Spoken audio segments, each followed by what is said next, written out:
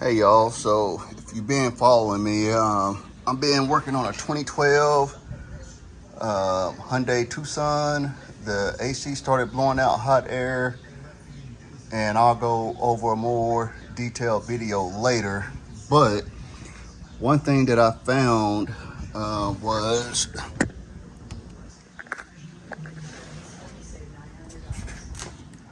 the AC compressor valve is like a telltale sign when the AC started blowing out hot air. I've replaced some other components, which, like I said, I'll go over more in detail once I get done and get it working again. But this is the compressor valve. I think I paid about 30 bucks for it on Amazon. And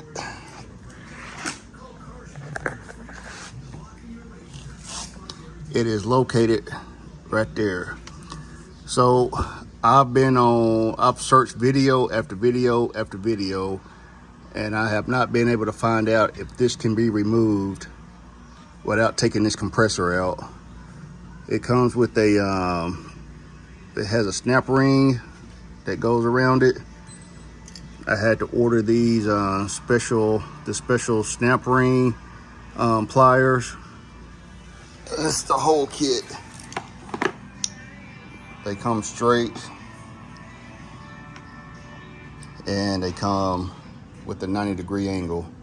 So I had to get the ones with the 90-degree angle, and they got the ones where you can squeeze in, or when you squeeze in it go out. So I got the 4-piece where it go both directions.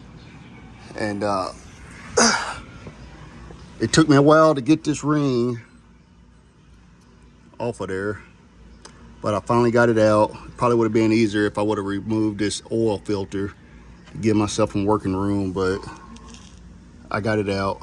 And so now I'm about to see if I can get this sensor out without taking this whole compressor out.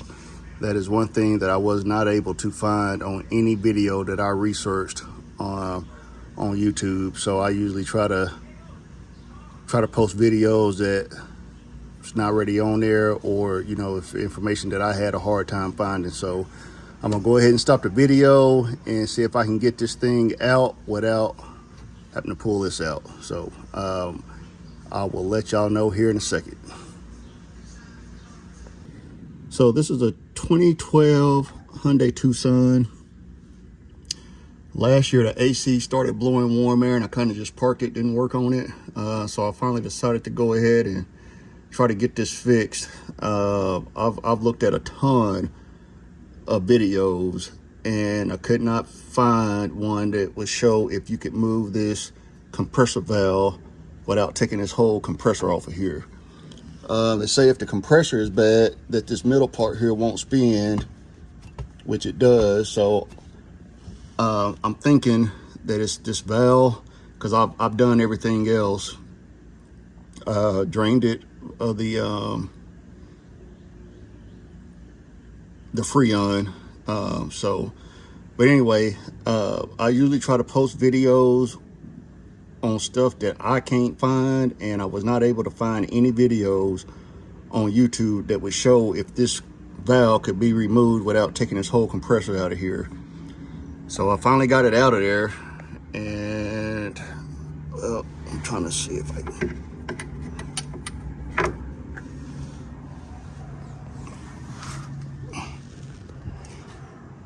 So this is what it looked like.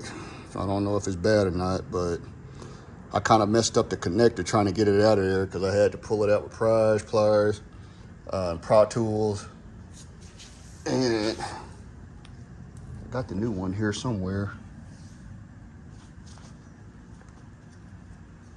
So here's what the new one looked like. That's the old one. So I mean, it don't look bad, but that's the only thing I can think of. So anyway, yes, you can get it out of there without taking that compressor out of there. You got to be patient though, because like I said, I kind of damaged this trying to pull it out of there. It was in there pretty good, but once it I got I guess a little leeway on it, it just popped out of there. So I'm gonna use some of this oil that's on this one, kind of lubricate this new one, and hopefully it'll slide in there with no issues.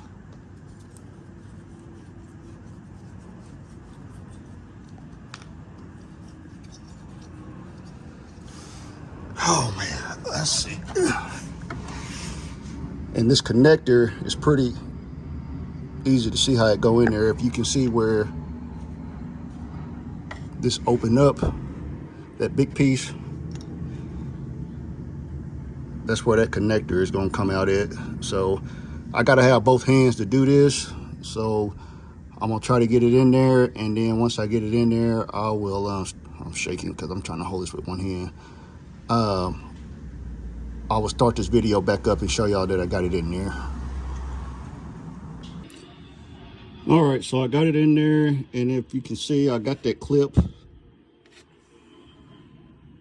back on. It was easier, a whole lot easier getting it back in there than it was getting it out of there. I had to buy these special tools here to get that clip off of there. It wasn't too hard getting it off, but it was definitely a lot easier getting it back in.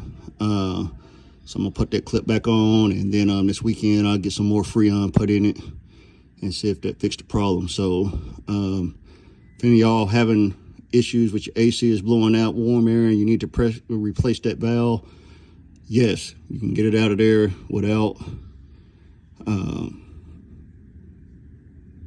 taking that whole compressor out of here. So I'm glad that happened. The dealership wanted to charge me $300 just for a diagnosis to find out what was wrong with it.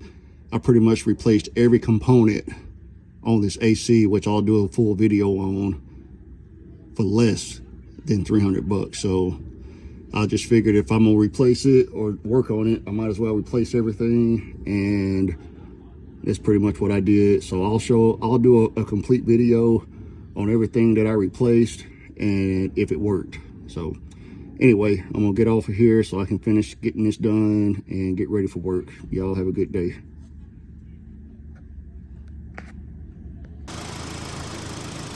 All right, y'all, so I finally got the AC working. This is a 2012 Hyundai Tucson. AC had stopped working on it. I got online, looked at a whole bunch of videos. I've done everything from changing the fan resistor right there.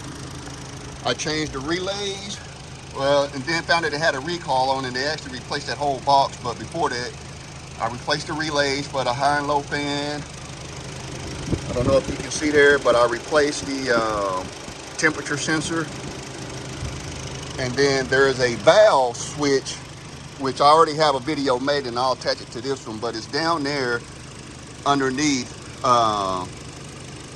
the AC compressor. So I didn't even have to take that compressor out to get that changed. Oh, and I don't know if you can see, but I put a new condenser in there too, which I got all those videos made, and I'll attach it. Prior to this system was reading overcharge, so I just went and got a can of this. It's 18 ounces, and it didn't even take the whole can. And it started off at 0. Now I got it just above 40. And yeah, that AC is blowing out cold air again. So that compressor valve is the last component that I replaced before I was gonna make the decision to replace the compressor. So if you have a car this model, similar to it, and that AC start blowing out warm air, it might be that valve. But like I said, I'll attach this video and put one whole video together for you. But it's working, and I'm glad. I will also make another video to show, here, let me turn this off before I disconnect this. Yeah. Oh, so the dealership wanted to charge me $300 just to diagnose it, and then Wish they would have, applied it towards me getting it fixed if I would have decided, but then I decided not to go that route. And everything that I replaced on this car was less than 300 bucks. And so I'll also put a list together, everything that I purchased and how much it costs, so you can see it. But it's blowing out cold air, and I did it for less than 300 bucks. So, and it wasn't hard at all. If you handy with tools, you can do this. So let me get off of here so I can get all this put back together, and then I'll make a separate video on everything that I purchased and how much it costs, and I'll put a whole video together and get it posted. Y'all have a good day. All right, now I'm gonna got the car off. It's a little bit easier to talk. Put this cap back on here. So again, I'll have to get that here in a second. So again, the AC stopped working last year. What I mean by stopped working, it was blowing out warm air. Got on YouTube, looked at a whole bunch of videos of what possibly could go wrong or what would be causing it, and the fan wasn't kicking on. This fan here wasn't kicking on. So I started off with the relay fuses. Purchased those brand new. Got two of them on for one for the high and one for the low fan. Both of them together were 20 bucks on Amazon. Fixed that, didn't work. So then I saw another video that talked about the fan resistor, which is right there. And I did all the tests, that you see online, where you can manually test it, where you hook up a wire to the fuse connector and hook it up to the battery, see if the fan come on, and it did. Same thing with the resistor, came on. So ruled out the fan was fine. So the AC evaporator thermistor, I saw a video that said that could be the reason for it, which is right up here. And it basically just twists in and twists out. It's dark and you really can't see it, but that was an easy little replacement. I paid $19 for that on Amazon. The resistor I paid $35 for on Amazon. And again, like the fuses, I got two of those for 10 bucks. So then I decided, well, maybe I need to take it to, well, actually, let me back up. So then I saw the compressor valve, which is down there on the compressor. I'm not going to get down there because I already made a video that I'm going to attach to this, where you can see. So when you get down there and look at that, I was worried about having to take that compressor out of there to get to that valve. So I kind of did that at the end and ruled everything else out first, because I was worried about having to get up under, having to remove that compressor to take that valve out of there, which I didn't. I was able to get it out and put the new one in without removing the compressor, and you'll see that video. So before I did that, I decided to go ahead and take it to the dealership. Found out it had like 6 recalls on it, and I'm thinking one of them had to do with this fuse box, because they replaced it. It's a brand new box, and I noticed when I got back home, the fan was working on it. So I'm thinking something with the recall had to do with that fan not working. So got the fan working. So then I replaced the, the coolant temperature sensor, which is right here. Replaced that. That's another easy replacement. Replaced that, and it was 21 bucks. And that didn't fix it. So then that really, and then I replaced the, let's see, this is going to be the expansion valve. This is the cover right here, but behind there's expansion valve. That's another easy fix replacement.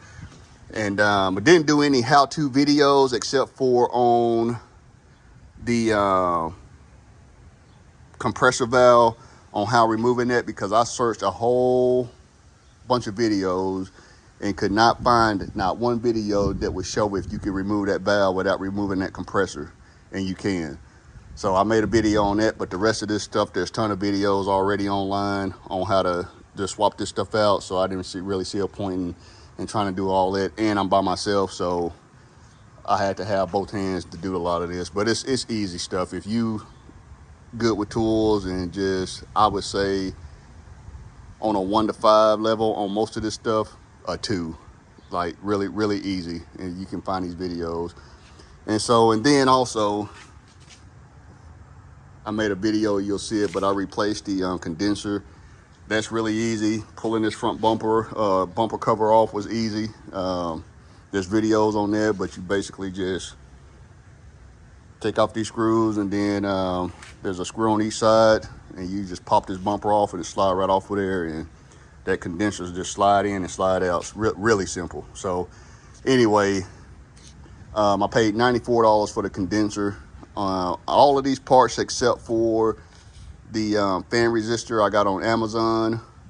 The fan resistor I got on eBay. Everything else I was able to get it on Amazon, and paid a total of $221 for all this stuff. Oh, and plus another $45 for the can of Freon.